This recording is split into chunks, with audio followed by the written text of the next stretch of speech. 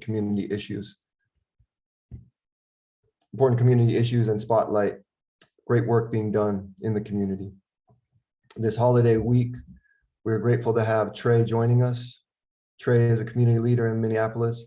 He's the founder and CEO of We Push for Peace, a nonprofit community organization based in Uptown that works to reduce and deter crime by providing community building and work training services to those in need.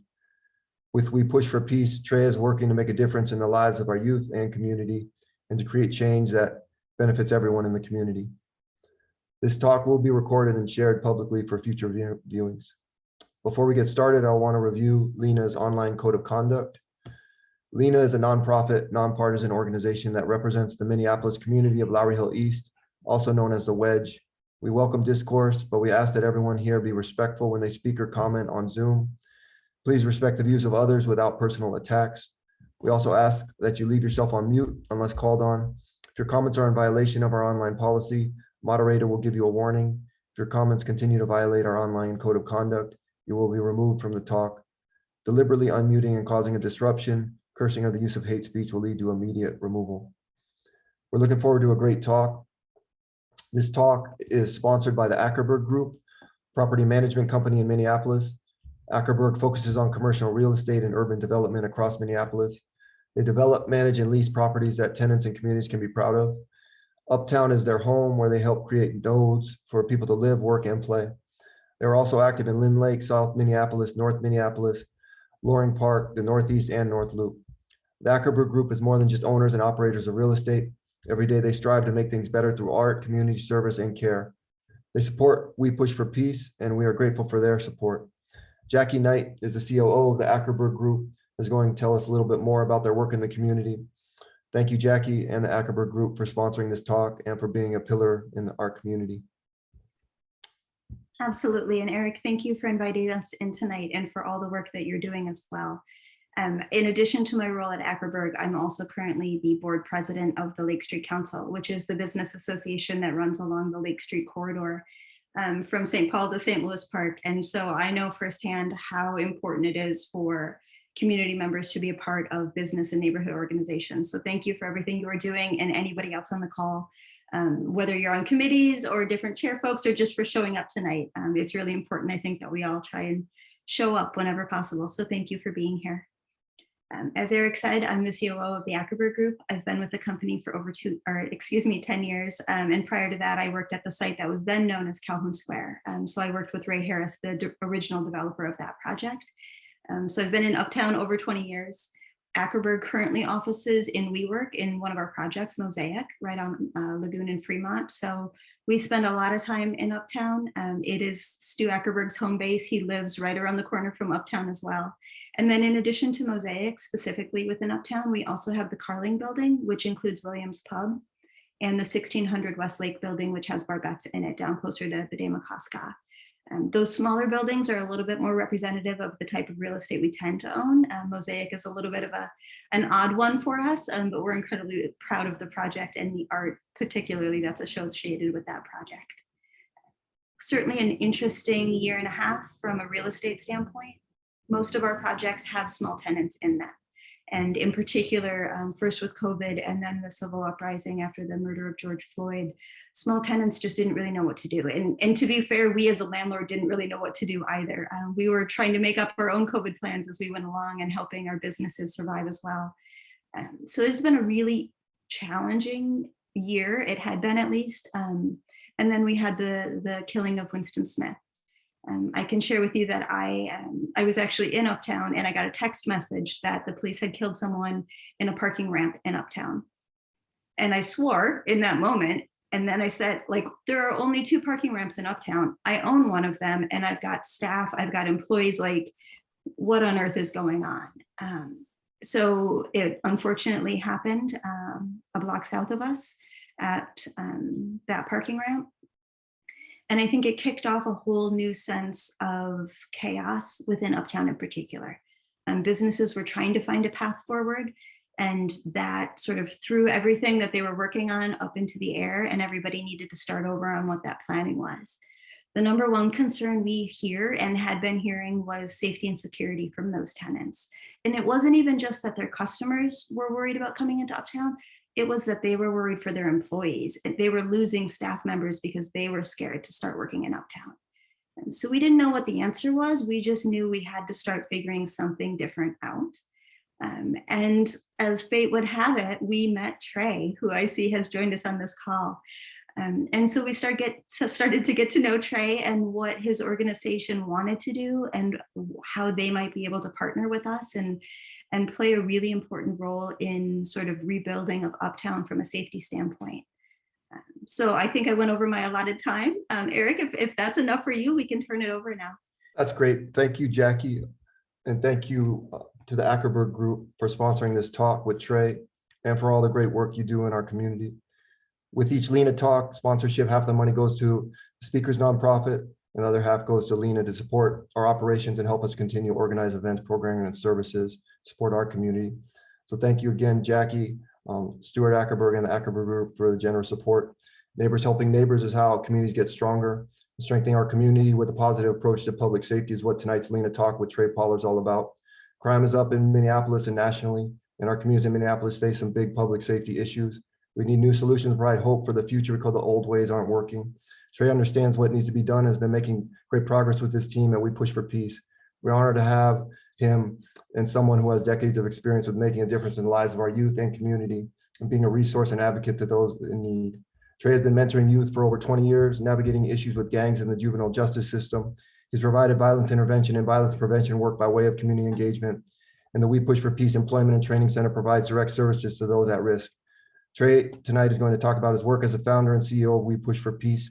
He will share his experience in violence prevention, gang rehabilitation, and reentry in the world after incarceration. He will explain how We Push for Peace provides hope, training, and support to at-risk youth and formerly gang involved and previously incarcerated people, allowing them to redirect their lives, become contributing members of our community. What is being done to address our community's public safety needs and challenges today? What is the best way to stop the violence, reduce crime, and increase the peace in Minneapolis now and in the future?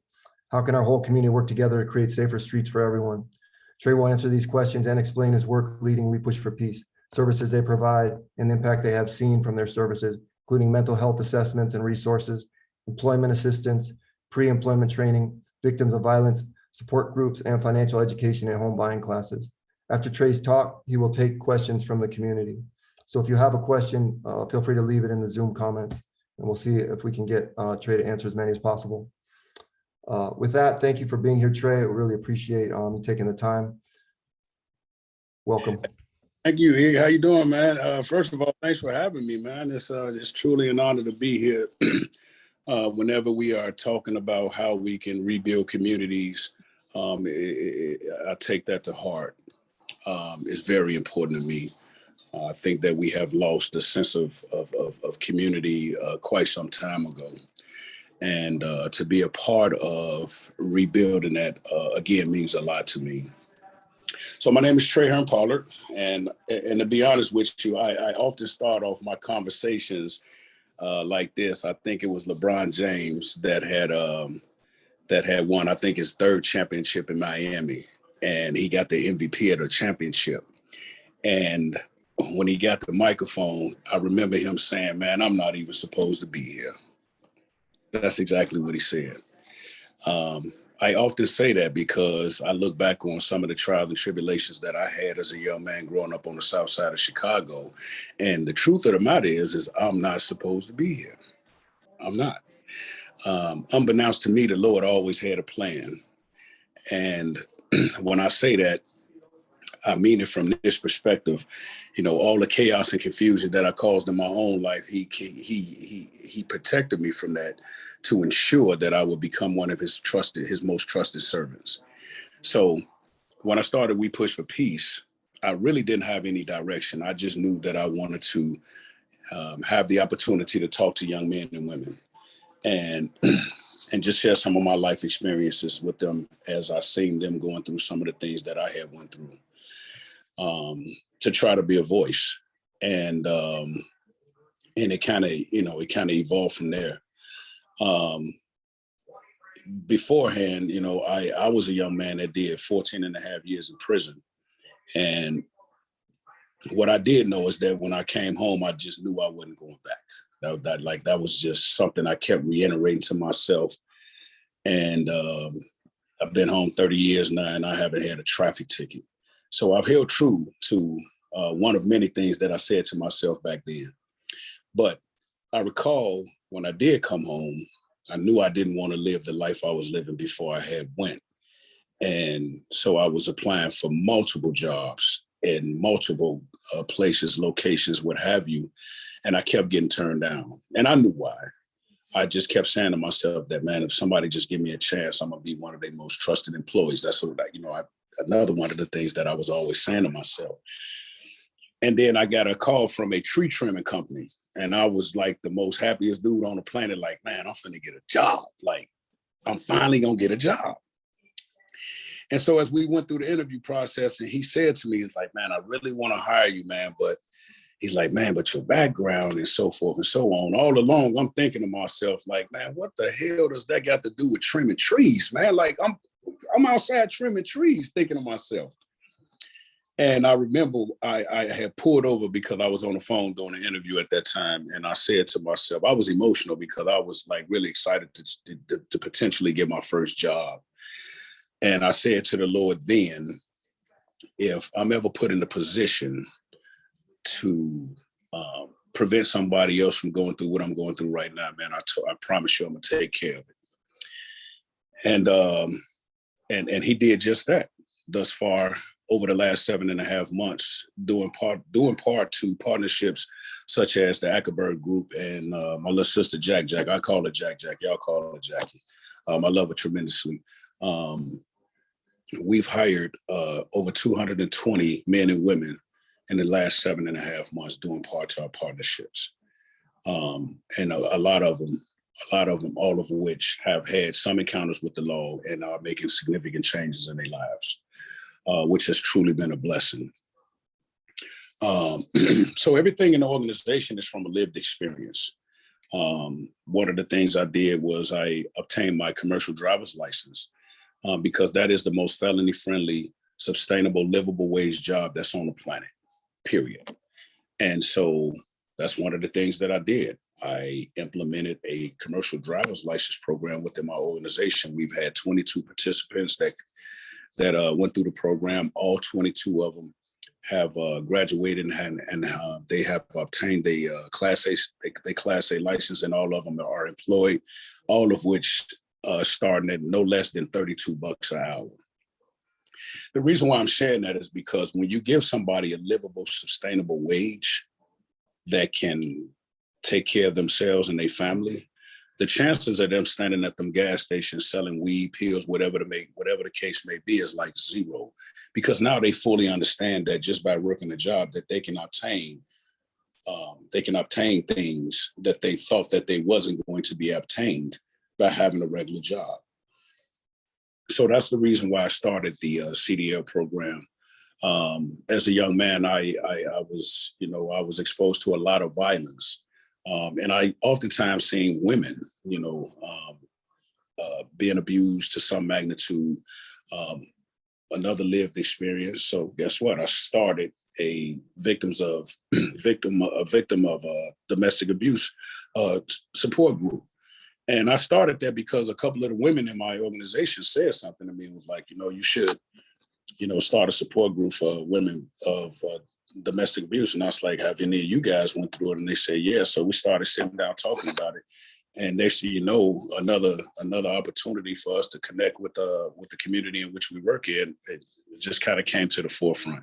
And so now we have about 15, 16 women that come in and we just sit down and talk. That's what we do. It's a healing place for them, and for them to share some of the things that they have went through, and then to try to help other young women, prevent from being in situations like that.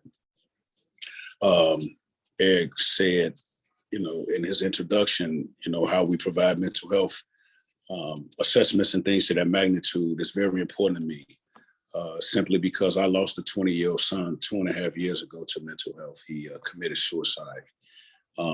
So a lot of what you see with these young men and women, they suffering from some type of mental health instabilities. And so that's why The first thing we do when we have a young man or woman coming to the center is we provide a mental health assessment. And that's very important because you can't help somebody unless you actually know what you're helping them with, which is why we do that. As it pertains to some of the partnerships, aside from, the Ackerberg group and others, we have a contract with the Department of Corrections. And so now we have the opportunity to work with the young men and women that's going through the court system, that's already caught a case and things to that magnitude.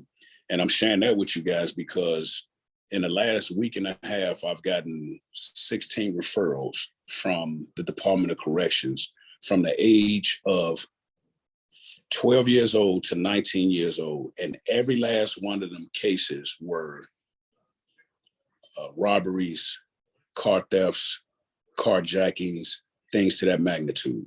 So that's very important for you guys to note because now those 15 or 16 young men that we're working with won't be repeat offenders.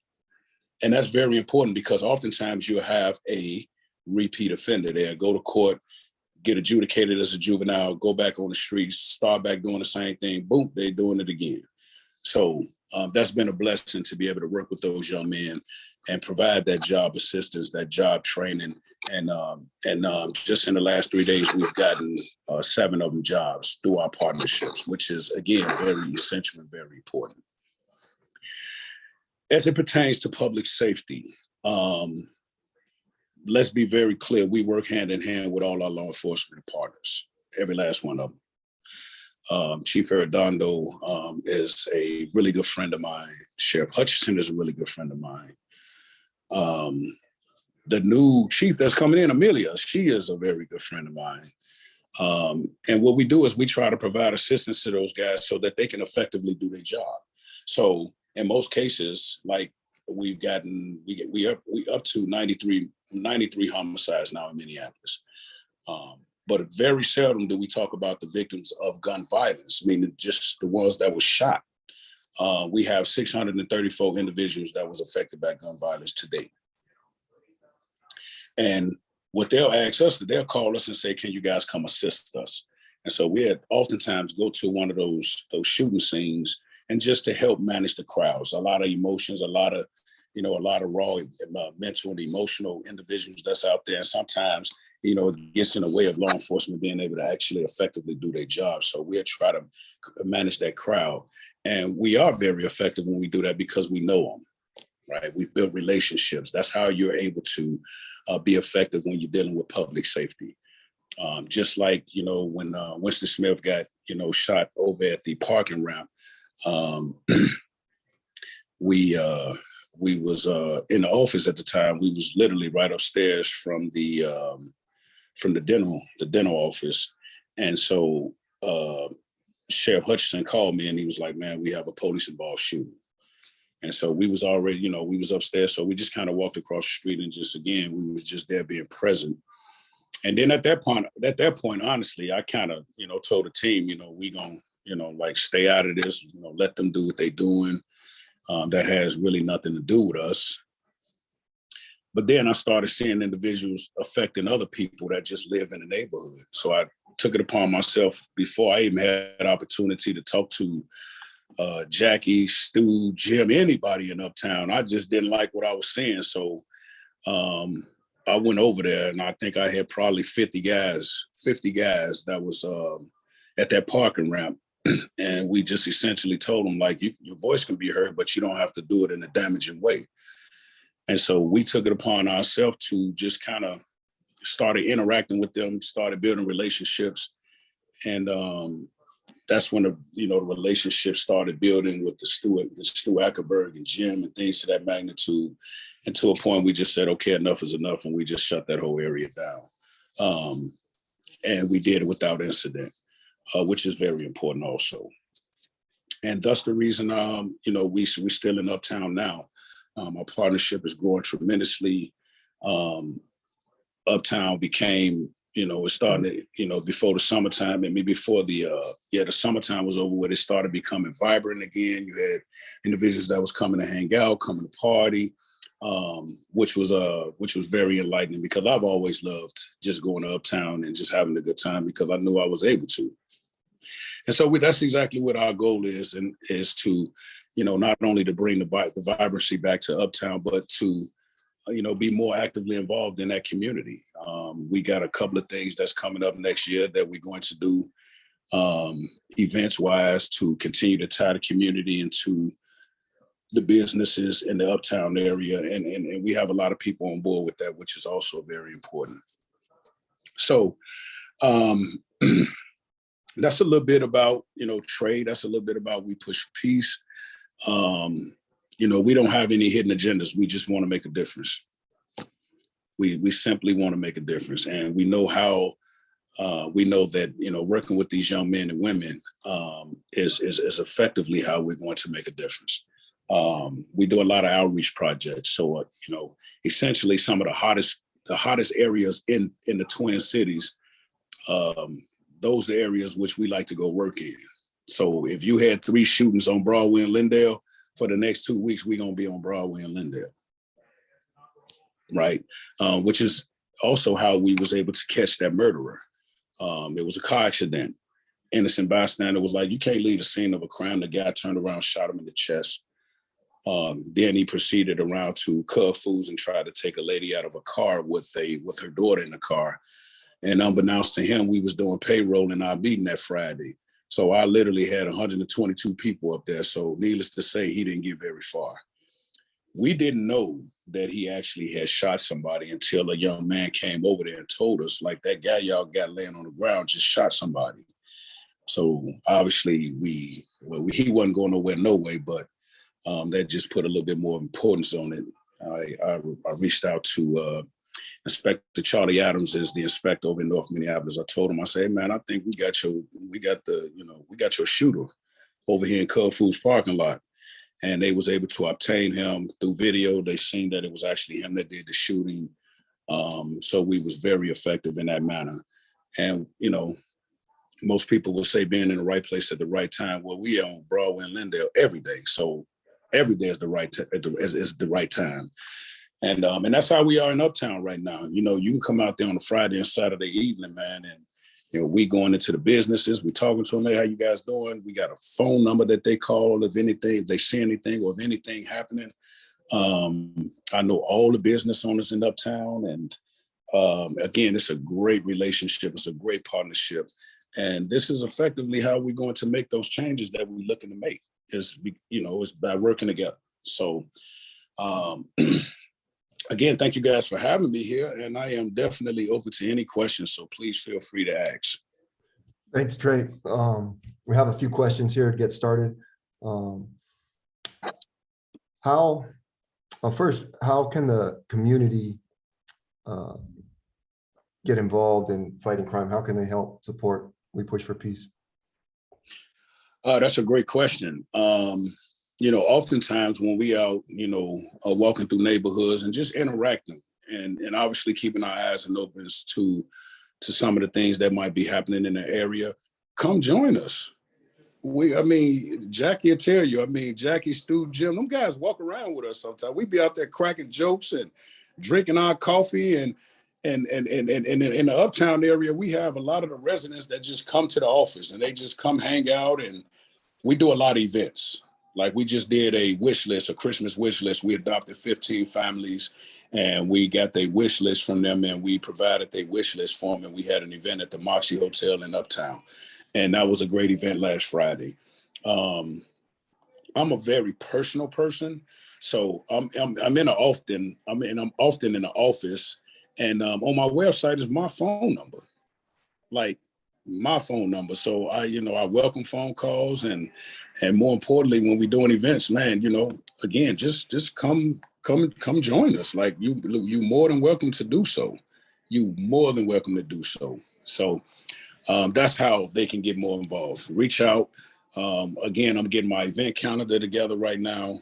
Last summer, we did like 4 bike giveaways. We gave away over 500 bikes to different communities. We did, essential kits, giving away masks and hand sanitizers. Obviously, we just still dealing with COVID. And then when school started back, we did back to school drives. We gave away 10,000 backpacks in a matter of 4 days in 5 different communities. So you want to get involved, that's how. Just come join us. Like, again, you're more than welcome. Thank you. Here's another question. You mentioned earlier about mental health and mental health assessments. A lot of people are dealing with trauma and violence in the past. How do we break the cycles of violence and trauma? Try to meet, honestly, my narrative is this, as much as I want to try to reach every kid I can, I know that's not realistic. So the ones that I do come in contact with are the ones that I want to be most effective with. And honestly, it takes time.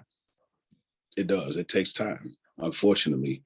And in that time is where you build in that relationship. When you build in relationships, you build in trust. And when you build in trust, then you can effectively get these young men and women that we work with the help that they need. Because in conversation, you'll hear it. Like, you can completely hear it in their conversations. I got a young man right now, unfortunately, before I had an opportunity to work with him. I just found out that they just issued more warrants out for his arrest. But this young man has 9 felonies, 9 in a year and a half. This young man is 14 years old. He just got out of a facility in Moorhead 4 days ago. And when his mom pulled up to their house, he jumped out the car and ran. She ain't seen him since. And he just been, from what I heard, he had been, they looking for him again because apparently he committed the same crimes again within 4 days after being gone for 9 months. It's real. It's heartbreaking. And like I said, the young men and women that we come in contact with, we want to try our best to be as effective as we can. It's not no straight answer. Unfortunately, it's not. Like I often say, I'd rather be doing something versus nothing at all. And that's what I plan to do. Continue to work hard and continue to try to reach these young men and women that we come in contact with. Another question here is, what have We Push for Peace teams learned from their time spent in Stevens Square, Loring Heights, especially Nicollet between I-94 and Franklin Avenue? What's working in this neighborhood? What isn't working? What do teams perceive to be the greatest needs here? And what do we need to have and to do to make Stevens Square, Loring Heights safer? Yeah, we actually have done a lot of work over in that area. Mike is a property owner over there between Franklin and Nicollet area. So, you had over there, what we dealt with over there was, it was 3 different gangs in a matter of a block. When we first got over there, we had some of the Bloods, we had some of the Vice Lords, and then we had some of the some little clique that they had put together. And so because we knew, a lot of the parties, we reached out to them. And so we was able to navigate a peace treaty amongst those guys. And honestly, that corridor is really, is really lucrative for those young men that be oftentimes standing out there. Far as the drug trade, believe it or not, a lot of those young men is only 16 to 22 years of age at most. You may see a couple of older guys over in that corridor. Those are the ones that we connected with. And we was very effective in that area because at one point it was several shootings and those shootings subsided and it wasn't none for quite some time. And then I think it was probably 2.5, 3 weeks ago, it was a couple of shootings, but it wasn't aimed or directed at anyone. It was more a scare tactic, like get off this corner, it's my turn type of deal. And then down, in the Loring Park area, we was down there this summer. We helped MPD with a 19-year-old young woman that had a mental health breakdown, and she was essentially trying to commit suicide. We was able to subside that. But other than that, we haven't, had any calls from the city as it pertains to that area, because that's what will happen. Sasha Cotton from the Office of Violence Prevention will say, hey, we got a few calls from this area. Can you guys go over there for the next, week or so, and blah, blah, blah, something like that. So oftentimes that's how we would know what's going on in the different areas. And like I said, whatever those areas are, we don't care. We going. It doesn't make us a difference one way or another.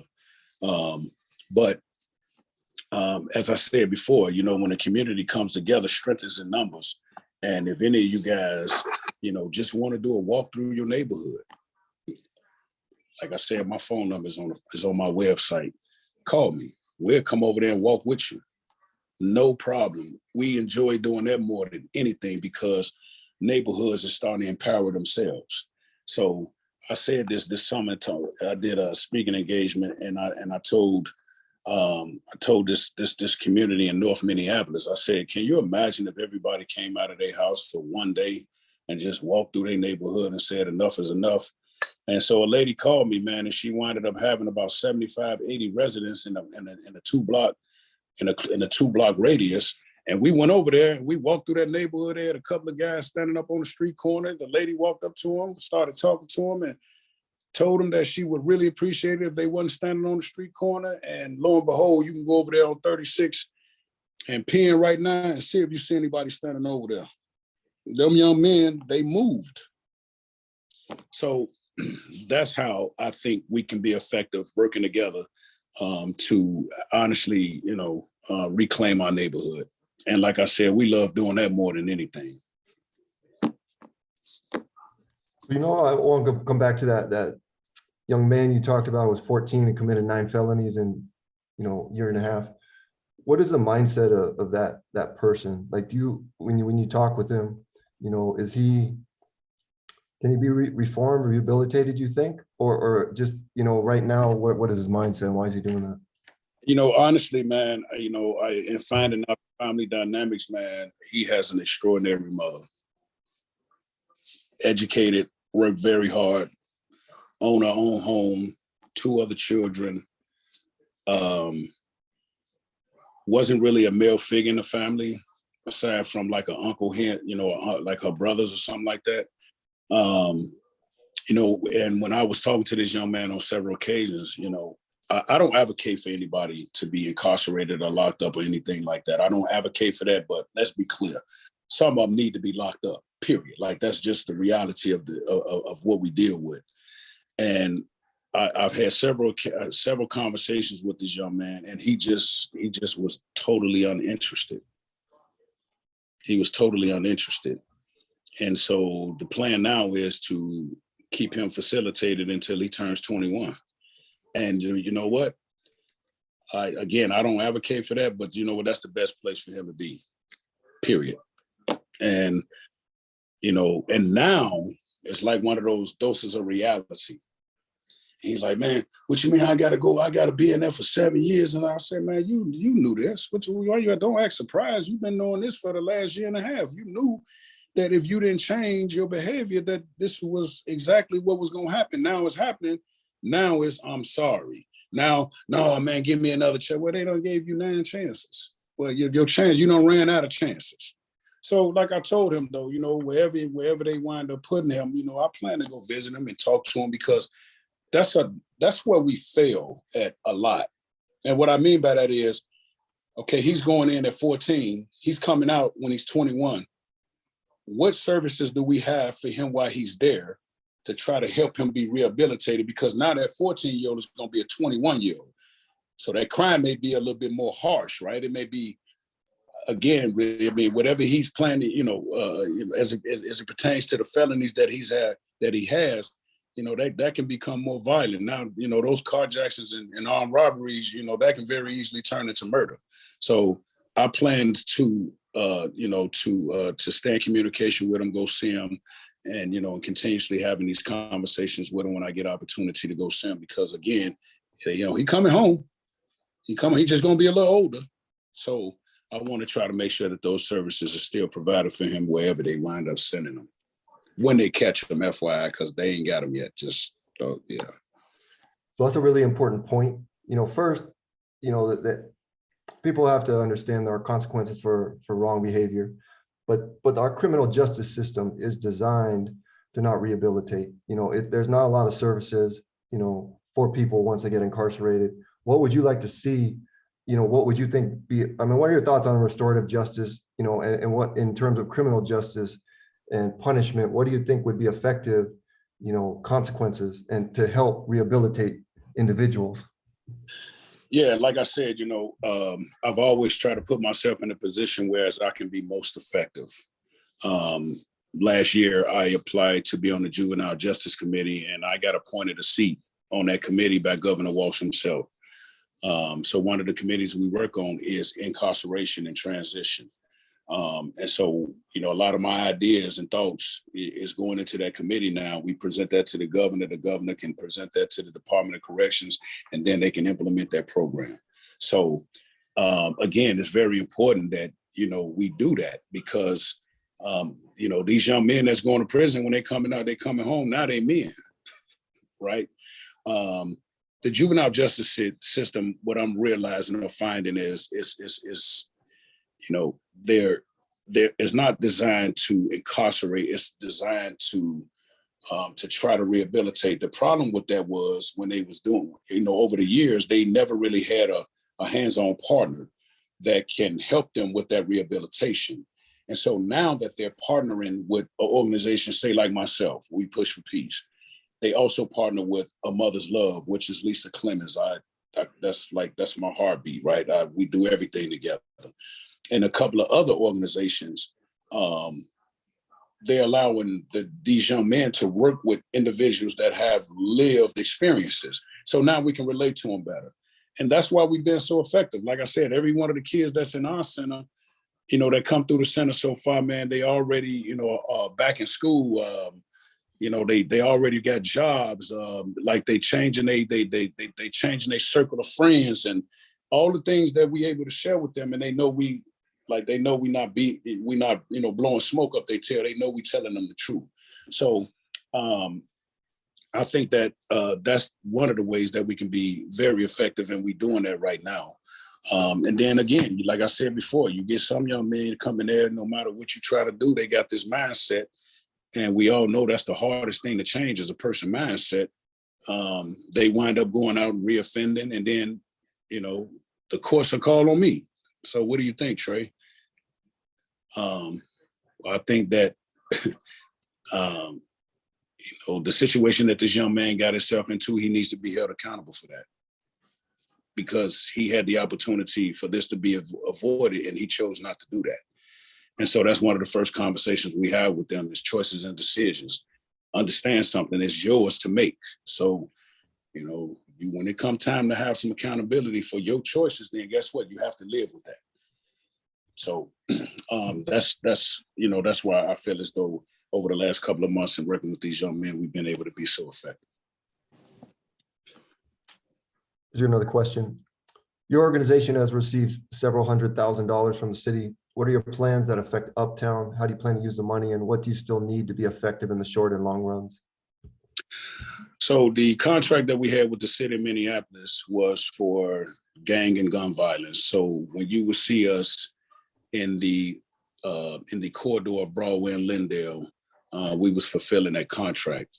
What that did was that also allowed us to hire more individuals. Because when you're out there doing that kind of work, you have to be safe no matter what. A lot of that money went towards salaries. A lot of that money went towards training. So we have mental health awareness and de-escalation training. We did some Narcan training because a lot of times we would go out there and we'd be dealing with individuals that's high for heroin and other things, and we've dealt with overdoses. So that's what our contract entailed. And that's why I made the comment earlier about, the Office of Violence Prevention. We was the most sought out organization throughout the summer to go in some of these hot areas, these hot spots, because we had the capacity to do so.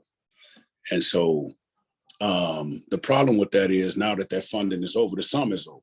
So now, for me, I invest a lot in my own organization and through my partnerships with Cub Foods, Whole Foods, which is how I've been able to hire so many individuals.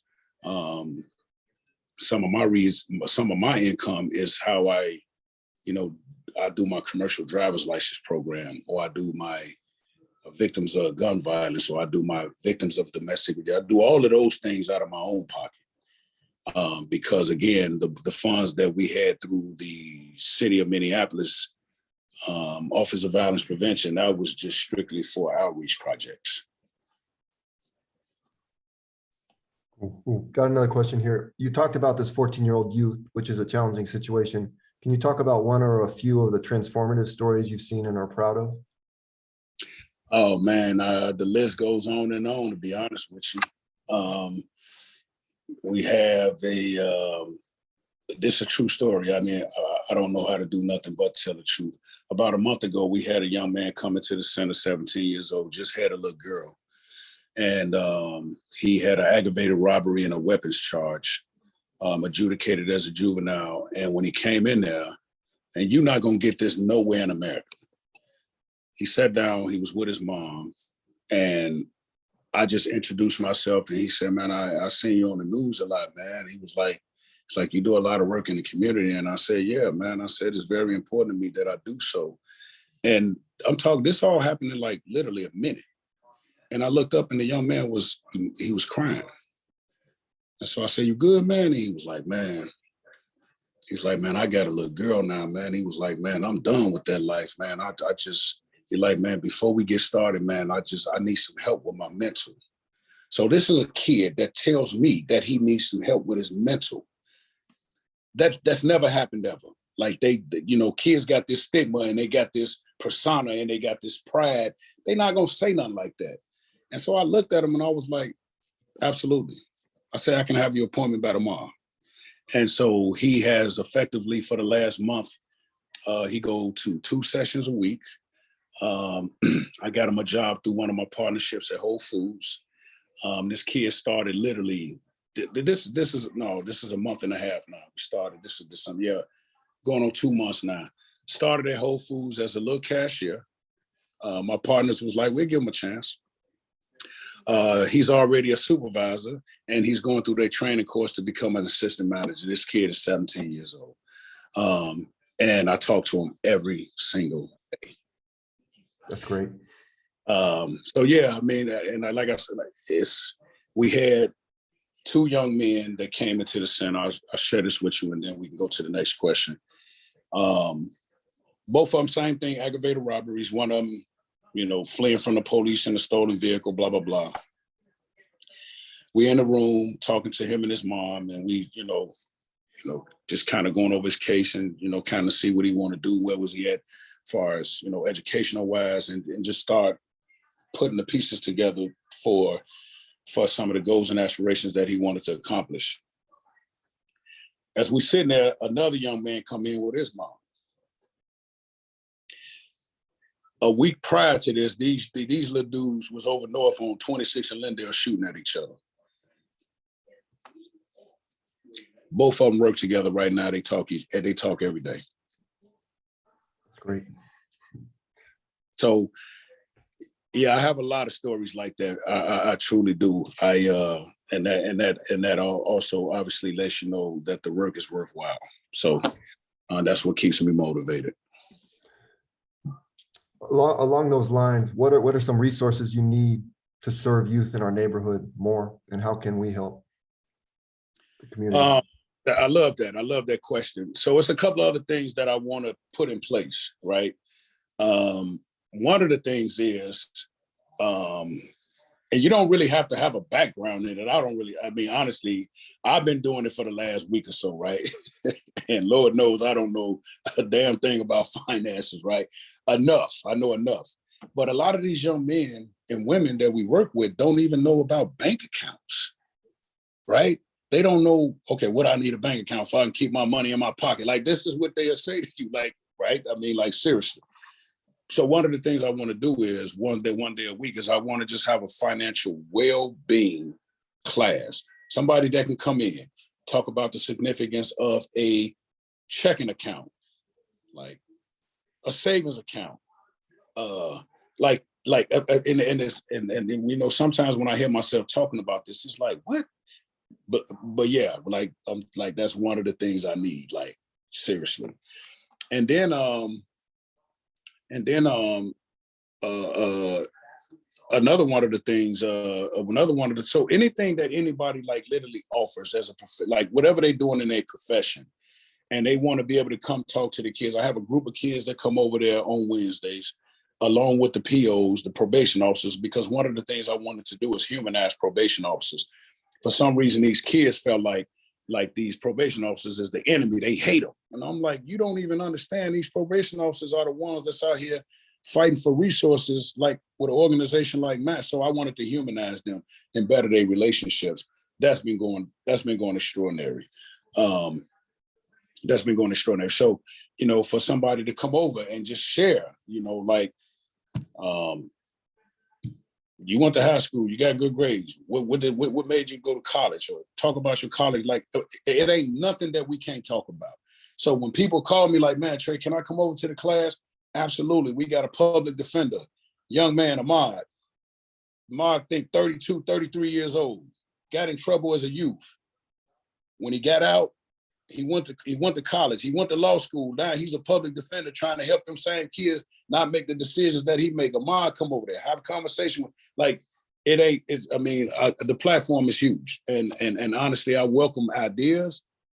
So oftentimes a lot of people, Eric, I say, Trey, so what can, call me and tell me what you got on your mind, and let's put it together. Because again, us working together is the most effective way we're going to be able to curb some of the things that's happening in the different neighborhoods. That's great. We got a lot of ideas, so get ready to hear them. We got one from here. How do we sign up to help? How can people sign up to help? Just get in touch with you? Just like wepushforpeace.org, my phone number. And then I'll say this. Now I did a speaking engagement, and I know Jack is going to be laughing when I say this. We did it at the Granada, and I said the address to the center like 50 times. So to a point, everybody just started cracking up laughing, right? And it was the center is at 1300 Lagoon. It's one of the Ackerberg groups through. Jack got me a great space, and it's a suite 240. And I mean, I'm there 7 days a week, like 7 days a week.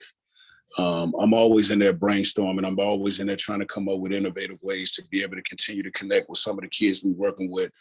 I think somebody put my number in the chat, and if not, it's 612-290-6917.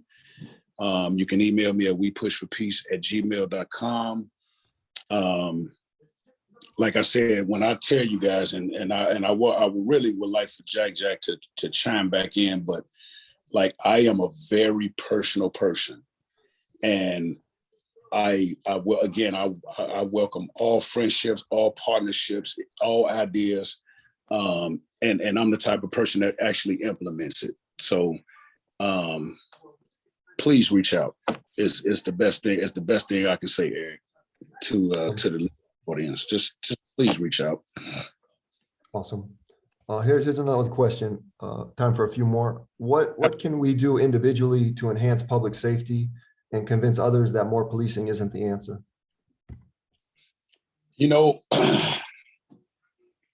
Honestly, just again, I think it relates back to just being involved. A lot of times, you have your own circle of friends, and oftentimes in that conversation, you may hear literally a thousand different things from different people, right? At the end of the day, like I stated before, we stand with law enforcement, and oftentimes, it may be cause of situations that doesn't require the police to be there. It just doesn't. But as it pertains to the things that we've been dealing with in our communities, as it pertains to, gun violence, carjackings, robberies, things to that magnitude, you never want to put yourself in harm's danger. And that's where we do need our law enforcement partners, because at the end of the day, they can do things in those situations because we don't carry guns. We Push for Peace don't carry guns. Now, half my organization has a conceal and carry, but that's not our approach. Our approach is interacting, building relationships, talking to these individuals, because them be the same individuals that'll come tell you, hey, listen, something is going on down, and then you're being more effective when you're working with them. So I think a lot of situations and a lot of calls doesn't need to have police, which is why now, if you call 911 and say, man, I see somebody walking in my backyard, man, they ain't coming over there for that. They're not. They too short-staffed. So, we have been working hand in hand with those guys, because oftentimes, especially in the Uptown area, Inspector Katie Smith, and Katie Blackwell, I'm talking about Katie Smith, absolute sweetheart, love her to death. We have been working tirelessly together in a lot of situations. And so Katie shoot me a text and was like, you guys in Uptown? Yes. Well, we just got a disturbance call on 28th. If you're in the area, we'll go over there, and half the time it'd be man and husband arguing, two sisters arguing the other day, stuff like that. So again, bridging them gaps and working hand in hand, I think is exactly how you can convey that message to individuals, to be honest with you. Oh, go If ahead, you don't Jackie. mind, I think one thing that Trey and his team helped us in Uptown with is walking the neighborhood and helping us know where sort of dark spots were. So they highlighted a number of alleys, some of the public park properties, some parking lots that didn't have great lighting at night. So that was early on in the relationship, as they helped us think about safety in sort of that static way of what can we do just to brighten up our neighborhood. I stole that idea from Trey and shared it with my neighborhood group. I live in South Minneapolis, and we wound up doing walks and encouraging homeowners to put dusk to dawn lights on their front steps, or motion detector lights on their alley garages. So there's just more light in the neighborhood, which is I installed my own light, right? Anybody can do it. It's not very expensive. And I think the lighting piece in particular is something that everybody could make a change with and help their neighborhood from a safety standpoint if they wanted. Definitely. And on top of which, another thing, Jackie, I'm gonna send you the invoice for that since you stole my. I'm just letting you know. Yeah, we joke a lot too. That was one of the things I pointed out to Uptown right away, was because when we first started walking through there, we just see, like she was stating. So that's one of the things you can carry to your neighborhoods. Is if it's not if it's a lot of no bright areas, it's little things like she was stating that can help with that, and then just and get everybody on board to do that. Prior to us pointing that out in the Uptown area, it was some things that used to happen down that corridor where it was pretty dark at. But since they put that light up, put them lights up in that area, the Ackerberg group, it hasn't been nothing has happened over there since they've done that. So that's another one of the things. And again, if there's any way that we can help, like I said, we love doing anything as it pertains to neighborhoods, right? And neighborhoods that's essentially taking their neighborhoods back. Enough is enough. This is our neighborhood. I'm telling you something, if you just want to stand out on the street and pass out hot cocoa, we'll be there. We really, really, really love doing that. So sign us up. All I ask is, I think I need probably about a 2-day advance, and then I can make it work. That's what I'm working on now, is like a 2-day advance. This is it's a proven model. It's how do we scale it up, and get it, what you're doing to all the neighborhoods, not just this city having a problem, but how do you think, you can scale this model up? Just being consistent. Like I say, in the Uptown area, before the weather got cold, we was out there every day. And then it was nights, I'm telling you, like it'll be a Wednesday night, it was beautiful outside, and we would literally be walking through down 31st Street, so to speak, on the backside of the garage on 31st Street. And like some of the homeowners right there would come out their houses with their dogs and be like, hey, Trey, can we walk with you guys? And absolutely.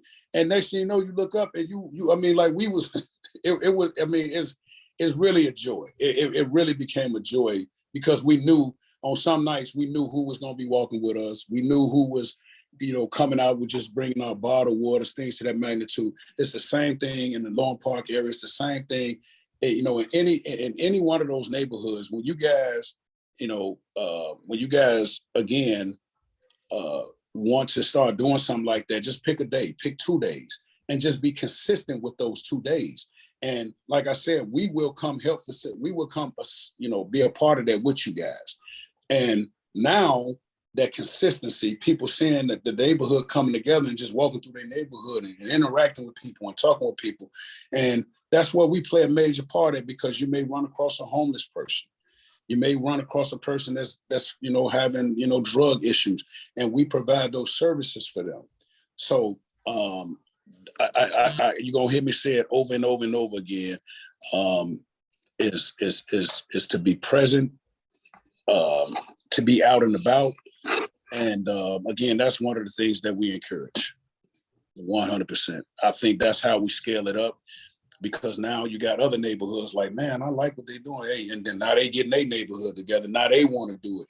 And you look up, man, and you got all these little pockets in South Minneapolis, Uptown, Lawn Park, all these areas, and they doing that, and they doing that consistently.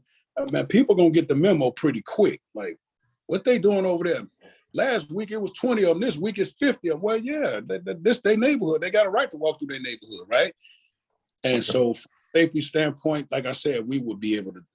I mean, I'll tell you the truth, man. You do that consistently over the course of 2 or 3 weeks, you're gonna be absolutely surprised. Like, absolutely surprised. Like in Lawn Park, that's a lovely area. I always went over there and played basketball in the summer, right? The basketball court over there, that basketball court used to be packed. I did win a lot over there too, just so y'all know. I just want to point that out. I won a lot over there. In the evening time, I know people like taking walks in that park, but a lot of people don't do it right now because of what's been going on. Let's put something together and let's do a little night walk in Lawn Park. Let's do that. That's what I mean by we want to be a part of that, and we will be over there. No question. You can pick a Monday to the Wednesday, Thursday, and we'll come over there and we'll do a night walk. We'll do a night walk with y'all, hands down, no problems, no questions. So that's how you expand that. That's how you enhance those. And then, again, it's like fuel and fire. People start fueling off of that. Like, man, we want to do that too. Like, can we? And now you got all these little pockets of South Minneapolis doing the same thing consistently. I mean, that's exactly in my heart and mind. That's exactly how we can get it accomplished. Awesome.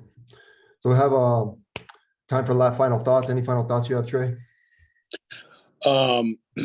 Again, me and Eric have been communicating for quite some time, man. So I appreciate your patience. I know it's been a little hectic over the last couple of months. I take to heart, man, when I know somebody that shares the same passion about community and people as you do, man. So I really appreciate you. For everybody that's on the call, I gave you my information.